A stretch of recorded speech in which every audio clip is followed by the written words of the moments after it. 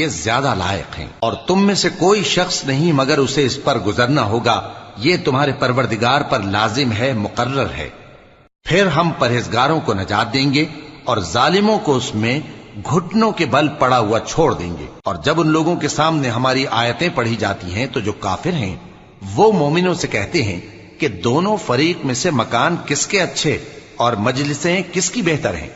और हमने इनसे पहले बहुत सी उम्मतें हलाक कर दी, वो लोग इनसे ठाट बाट और नुमुद नुमाइश में कहीं अच्छे थे। कह दो कि जो शख्स गुमराही में पड़ा हुआ है, रहमान उसको आहिस्ता आहिस्ता मोहलत दिया जाता है, यहां तक कि जब उस चीज को देख लेंगे जिसका इनसे वादा किया जाता है, खा अजाब और खा कयामत, तो उस वक्त जान लेंगे कि मकान किसका बुरा है और लश्कर किसका कमजोर है। और जो लोग हिदायत याब हैं, अल्लाह उनको ज्यादा हिदायत देता है, और नेकियां जो बाकी रहने वाली हैं वो तो